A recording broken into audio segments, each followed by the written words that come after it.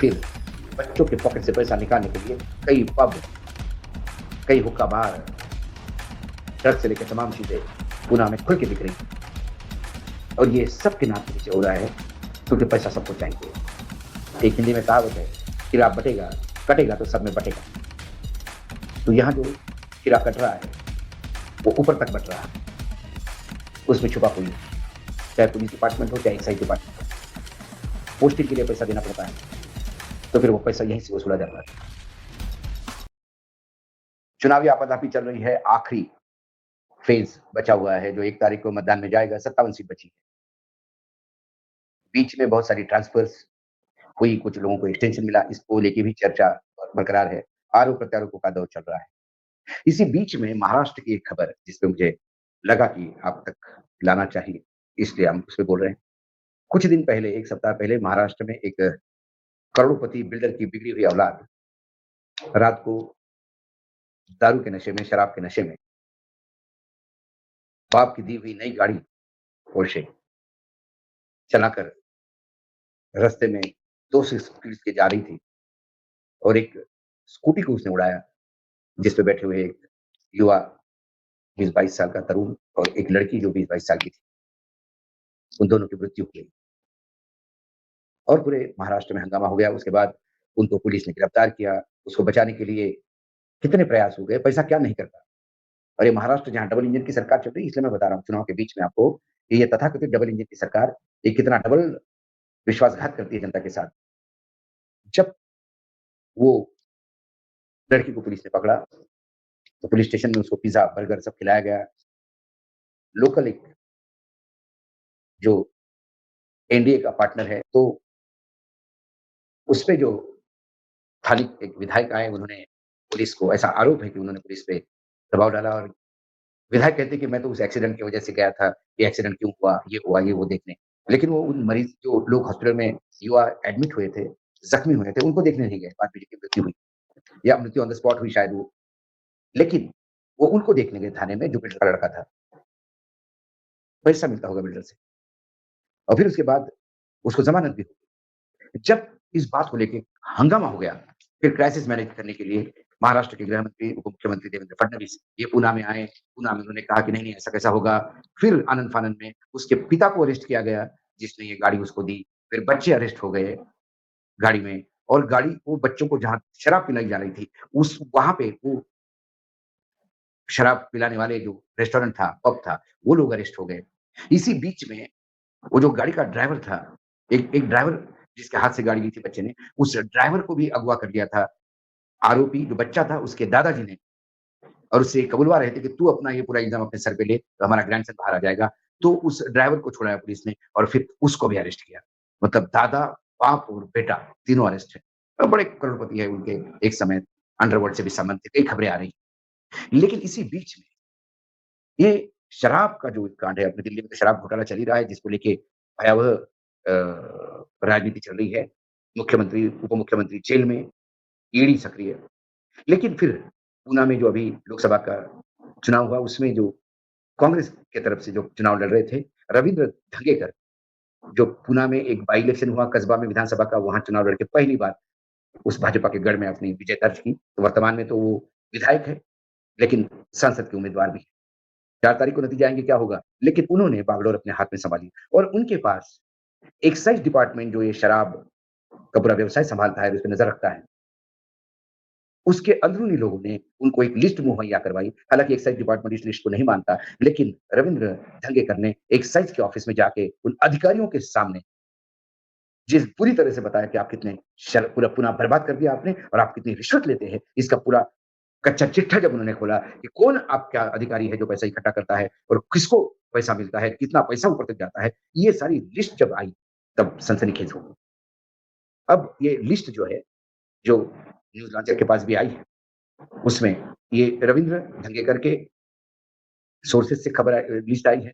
हालाँकि exercise department ने इसको मना किया, लेकिन रविंद्र धंगेकर ने जो आरोप लगाए हैं, वो आरोप के अनुसार इस लिस्ट में क्या है, ये जो नाइट लाइफ़ है और ये जितने बार और पब चलते हैं, उससे सुपरिटेंडेंट चरण सिंह राजपूत को जो पैसा मिलता है, उसमें जो लिया है उन्हें ओमान नगर, कोरेगाँव पार्क, कल्याणी नगर, भोगाम भोगाव, हुकुम, पाणेर, हिंजेवाड़ी, पिंपरी चिंचवड, लोनावाड़ा आदि विभाग से कलेक्शन करने वाले हैं कांस्टेबल सागर धुर्वे, तात्या शिंदे, समीर पडवळ, स्वप्निल दरेकर, गोरे मेजर, गोपाल कानड़े और कुछ बस प्राइवेट व्यक्ति है युवराज पाटिल, मुन्ना शेख, रवि पुजारी, तानाजी पाटिल, माऊली शिंदे, राजू। ये कुछ लाइसेंस धारक भी है राहुल रामनाथ, सुन्नी सिंह होरा, बाला साहेब राउत, ये भी वसूली करते हैं ऐसा धंगेकर का आरोप है। विमान नगर परिसर में लेट नाइट जो रूफ टॉप वाले जो उन्होंने कुछ रेस्टोरेंट के नाम दिए, द माफिया 1 लाख रुपए देता है। एजेंट जैक्स प्रत्येक आउटलेट के लिए 50,000 देता है, टोटल 10 से 12 लाख रुपए होते हैं। वलेरा से 2 लाख रुपए मिलता है। 2 बीएचके से 1 लाख रुपए मिलता है। दमोह से 1 लाख रुपए, मिलर से 1 लाख रुपए, टीटीएफ रूफटॉप से 50,000, बैक स्टेज से 90,000, ठिंगना से 1 डेढ़ लाख से 3 लाख, काय स्टोरी से 50,000, जिमी का ढाबा से 50,000, टोनी का ढाबा से 50,000, आइरिश 40,000, टर्ली टून्स 50,000 चलती है।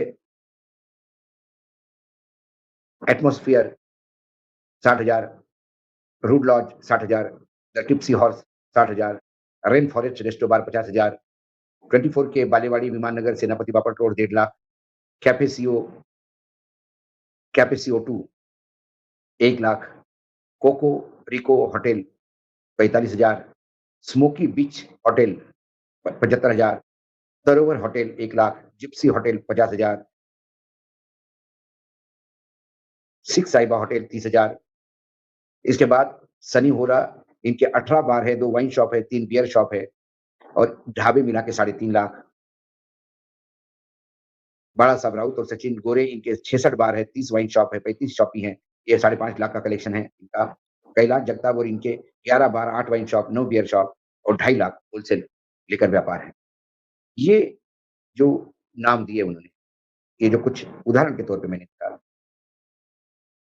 कि श्याम जगवानी इनके 11 वाइन शॉप, होटल दारू, ऑन मिल, होम डिलीवरी, महीने में 2.5 लाख, एक्साइज डिवीजन 12 है, प्रत्येक की 50,000 इसके 6 लाख, दारू के होलसेल 32 आउटलेट है, 50,000 हर एक का, शुगर मिल से 18 से 20 शुगर मिल है, इससे 50,000 रुपए, नवीन परमिट रूम 12 जो ग्रामीण क्षेत्र में है, उससे अलग पैसा, नवीन परमिट बार 12 से 15 महानगर पालिका में उससे, बियर शॉपी ग्रामीण 3 है, बियर शॉपी 5 है और ये सब एक्साइज डिपार्टमेंट के अंदरूनी लोगों ने बनाई हुई लिस्ट है। ये लिस्ट रविंद्र धिंगेकर ने बताई और इस लिस्ट आने के बाद हंगामा हो गया। हालाँकि उसके बाद तुरंत अ, जो जगह चीज़ सँभाली है, वो जो पालक मंत्री हैं पुणे के आदरणीय अजय दादा पवार, उन्होंने मीडिया से बात करते हुए कहा कि रविंद्र धंगेकर ये एक विधायक है, एक रिस्पॉन्सिबल पोज़ीशन पे है। उनको ऐसे आरोप लगाने नहीं चाहिए। उनके पास प्रूफ़ है, तो प्रूफ़ के साथ हमारे पास आए, एक्शन होगा। ये बात दादा ने सही कही। लेकिन अंदरूनी लोग ही जब ये पैसा लिस्ट देते हैं, ये पैसे लेने वाले तो पकड़ में जाएँगे। लेकिन प्रूफ़ हो भी तो दादा क्या करेंगे? क्या कर सकते हैं दादा? क्योंकि हमाम में सब नंगे हैं। ऐसे ही जब एक पुलिस कमिश्नर ने अनिल देशमुख पे आरोप लगाए थे 100 करोड़ लेने के और कहा गया था कि फला-फला इंस्पेक्टर पैसा लेता है। उसके बाद कोर्ट में मजिस्ट्रेट के सामने बार मालिकों का एफिडेविट है। मजिस्ट्रेट के सामने एफिडेविट दिया कि हमसे पैसा ये इंस्पेक्टर लेके जाता था और जब हमने पूछा कि इतना ज़्यादा पैसा क्यों चाहिए तुम्हें, क्यों ले रहे हो हमसे? तो बताता कि ये कमिश्नर साहब के लिए कलेक्शन कर रहा हूँ। ये एफिडेविट मजिस्ट्रेट के सामने होते हुए भी उस कमिश्नर को एक नई पोस्टिंग दी जाती है महाराष्ट्र में और दादा कहते हैं कि प्रूफ होना चाहिए। यदि रविंद्र धंगेकर के पास प्रूफ नहीं है और आरोप लगाएँ, तो फिर मैं दादा को पूछता हूँ कि क्या कभी उन्होंने नारायण राणे को ये पूछा कि आप उद्धव ठाकरे के परिवार पे लगातार सुशांत सिंह राजपूत हो, दिशा सिलवानिया हो, इसके आरोप लगाते हैं, तो आपके पास क्या प्रूफ है? नारायण राणे और उनके 2 बच्चे लगातार आग उगलते रहते हैं, ये जेल जाएँगे, तो आपके पास प्रूफ क्या है? किसी दूसरे पार्टी के नेताओं को प्रूफ ला के बात करो ये बोलने के पहले दादा ने अपने घर में झाँकना चाहिए कि हम जिनके साथ सत्ता में बैठे हैं, वो लोग जब ऐसी बात करते हैं, उसके प्रूफ क्या है? उन्होंने नरेंद्र मोदी जी को भी पूछ लेना चाहिए था कि जब आप ये कहते हैं कि हिंदुओं का मंगलसूत्र खींच के मुसलमानों में दिया जाएगा या पाकिस्तान चाहता है राहुल गांधी प्रधानमंत्री बने, तो आपके पास क्या प्रूफ है? ये पूछ लेना चाहिए था। इतनी हिम्मत दादा की नहीं है। दादा तो जिला पालक मंत्री है, इसलिए लीपापोती करने का प्रयास कर रहा है। ये सारी दुनिया जानती है कि पूना एजुकेशन हब है। पूरे देश से बच्चे पुणे में पढ़ने के लिए आते हैं। लगता था पूना एक सांस्कृतिक शहर होने के नाते बाहर के बच्चे यहाँ एक नई संस्कृति सीख के जाएँगे। लेकिन बाहर के बच्चों के पास पैसा है, बड़े-बड़े कॉलेजेस में ऑन मनी देके एडमिशन लेते हैं और जब पैसा बोलता है, तो फिर बच्चों के पॉकेट से पैसा निकालने के लिए कई पब, कई हुक्का बार, ड्रग्स से लेके तमाम चीज़ें पूना में खुल के बिक रही हैं और ये सब के नाक के नीचे हो रहा है क्योंकि पैसा सबको चाहिए। एक हिंदी में कहावत है, "खीरा बटेगा कटेगा तो सब में बँटेगा।" तो यहाँ जो खीरा कट रहा है, वो ऊपर तक बँट रहा है, उसमें छुपा कोई नहीं। चाहे पुलिस डिपार्टमेंट हो, चाहे एक्साइज़ डिपार्टमेंट हो, पोस्टिंग के लिए पैसा देना पड़ता है, तो फिर वो पैसा यहीं से वसूला जाता है। ये महाराष्ट्र में नई बात नहीं है, ट्रांसपोर्ट पोस्टिंग एक उद्योग हो चुका है। लेकिन इसकी परिणति क्या है? इसका नतीजा क्या है? बिगड़ैल बाप की बिगड़ैल औलाद, बिगड़ैल दादा का बिगड़ैल बाप और उस बिगड़ैल बाप की बिगड़ैल औलाद जब शराब के और पैसे के नशे में मदमस्त होकर तो जवान बेटा और बेटी को, जो जवान युवा-युवती को उड़ा के मार डालता है।